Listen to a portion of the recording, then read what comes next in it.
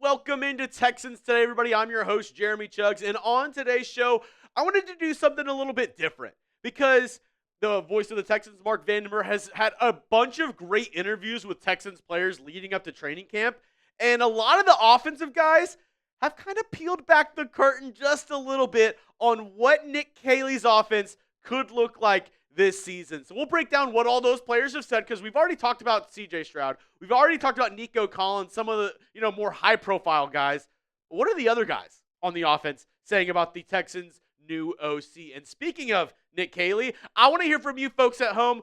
What's your confidence level in Nick Caley calling plays? Because with DeMeco Ryans as a head coach, he's a defensive guy. So it's kind of like laissez-faire, hands off. He's not really dealing with the Texans offense. Now in like late game situations in terms of timeouts, clock management, yes. But down to down, what plays they're running, I think it's more on Nick Caley's shoulders. So let me know. 1, you have no confidence. 10, you think he'll be the best OC in the entire National Football League. So let's get to some of these quotes from Texans players this offseason on Nick Caley and what that might reveal on what this new Texans offense might look like. First up, new Texan Justin Watson, one of the first guys signed in free agency, former Kansas City Chief. This is what he had to say when talking to Mark Vandermeer.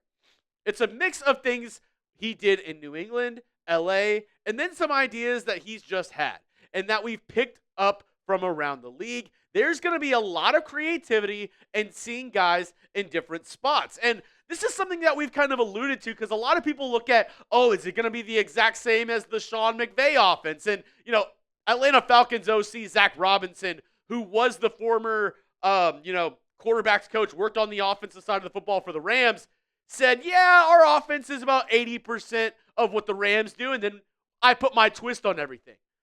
I think it might actually be less for Nick Caley, because a lot of what we're hearing is that he's going to kind of harken back to his days in New England with Tom Brady, getting the ball out fast, making sure, you're getting checks at the line of scrimmage, hot route. A lot of those kind of, things that they did in New England, things that made them successful, he's going to try to bring that to the Houston Texans. And we actually even heard, I didn't add it in today's show. I probably should have. John Mechie a month ago was saying it reminded him a lot of his offense that he ran in Alabama whenever he had OC. Who was it? Oh, yeah.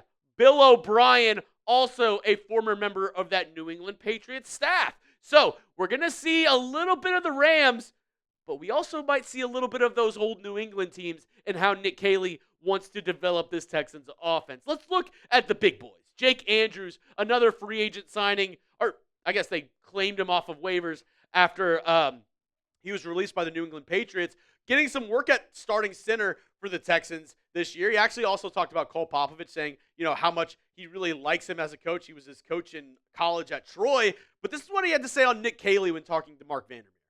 The ball is going to be run. We're going to run the football. We're going to protect CJ, us 5 up front. We're going to try to make it our life's work to not have anybody in his lap. People are going to know when they wake up on Monday morning that they just got done playing the Houston Texans. And see that?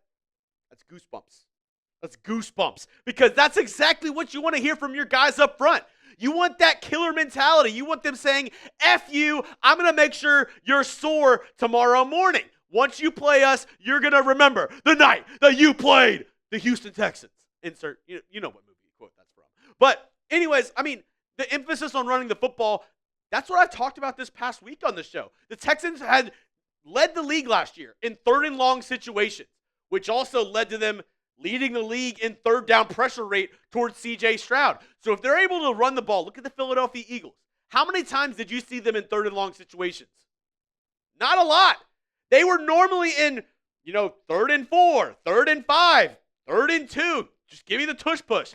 They were in those situations more often than not. And that's what the Texans want to do with this new offense and Nick Caley. They want to be able to run the ball better because even with Joe Mixon getting over 1,000 yards last year, the Texans' run game wasn't that good. Their run block win rate wasn't that good last year.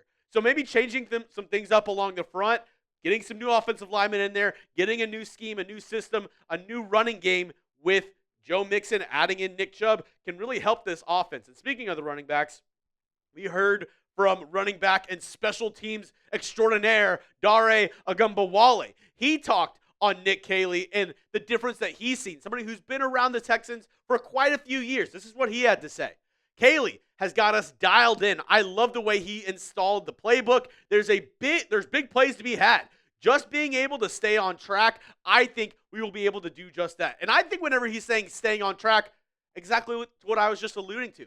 Making sure you're not in third and long situations. Because if you're staying on track, if you're in, 2nd and 3, 2nd and 2, that gives you the ability to try and gamble a little bit. Go on those big plays. Because those are the downs that you can really play with, right? 2nd and 2, you can throw the deep ball and you're still in third and manageable. To where if you're 2nd and 15, 2nd and 10, the defense kind of expects you to try to get ahead of the sticks and throw a medium to long pass.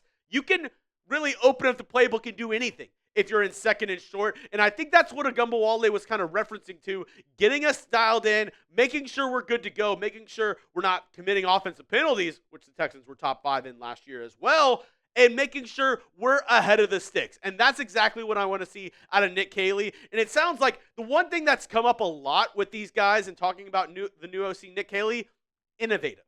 Somebody who's innovative. And that's really exciting to hear as a Texans fan. Coming up, I have more players discussing Nick Caley and his impact on this Texans offense in 2025. Before that, though, this deal is amazing. The cutoff hoodie. Trying to be a little hoodie mellow out there with rocking your Texans cutoff hoodie. We got you covered right now. That link is in the comment section and description of today's video. It's clickable. I put it down in there. Go check it out. If you want this deal, I got you covered. That link is in the comment section and description of today's video.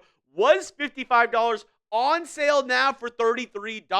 So get it while supplies last. Once they run out of a certain size, that's it. Kaputs. It's done. That's the end of the deal. So get it while the getting's good. I put that link in the comment section and description of today's show.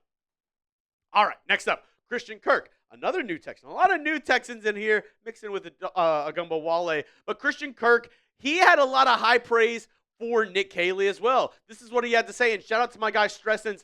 I always say, if you're not following him on Twitter, what are you doing? He's a great follow if you're a Houston Texans fan. Christian Kirk on Nick Caley.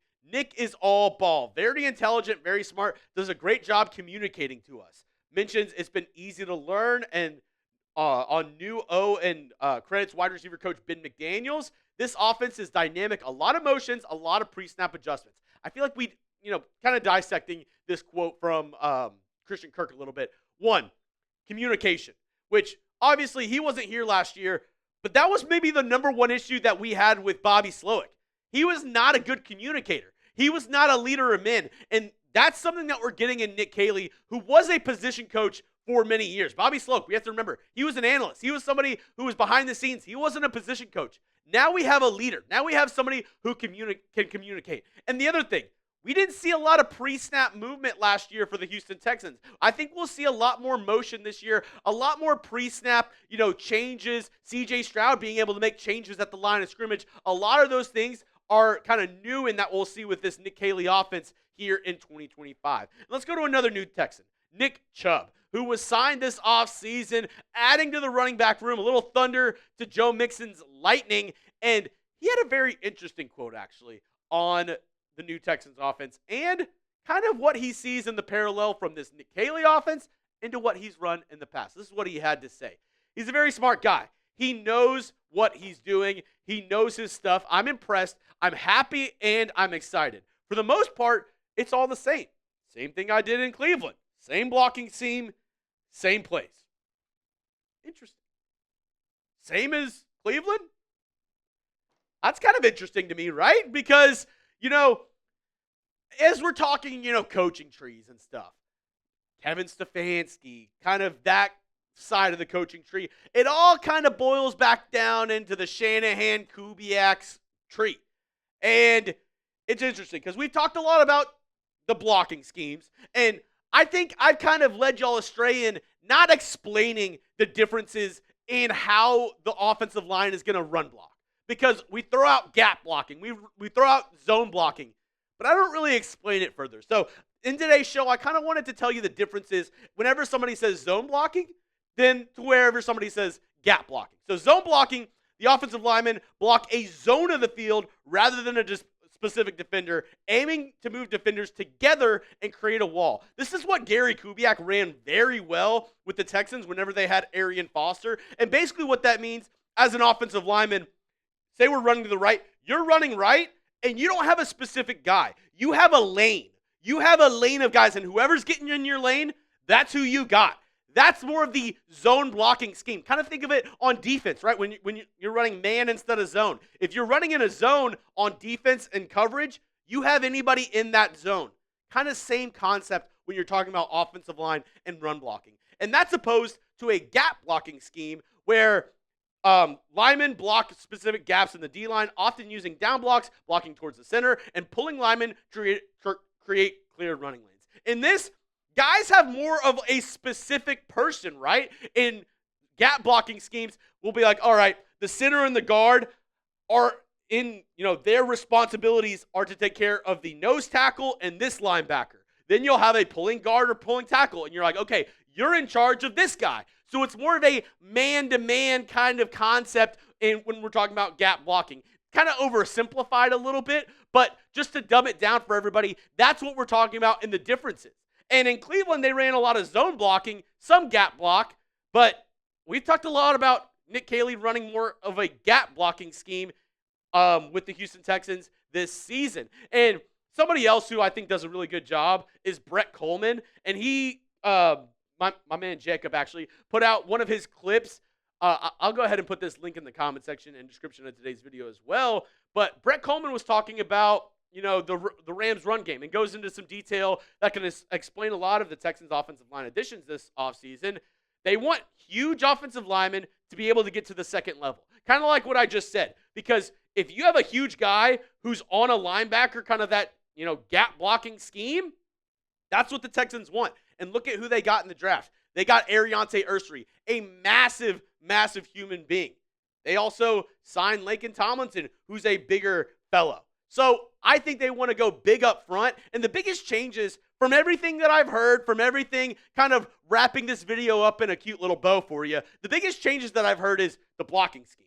Obviously, running more of gap blocking scheme rather than just the zone blocking scheme that Bobby Slowik liked to run last offseason. Stroud has much more control. He said himself, Nick Caley's giving me the reins of the offense. We heard the rumors last year that he wasn't even allowed to audible at the line of scrimmage, even if he saw that the play wasn't going to work. And in the NFL at this level, you just can't do that. And the third thing, getting the ball out quick. This is kind of where I think we get into more of that New England ties with Nick Caley. Tom Brady, what is he known for? Getting the ball out quick. CJ Stroud last year, bottom 5 in the NFL in terms of time holding the football. Can he get it out of his hands quicker, make quicker decisions, and make those decisions before the ball is even snapped?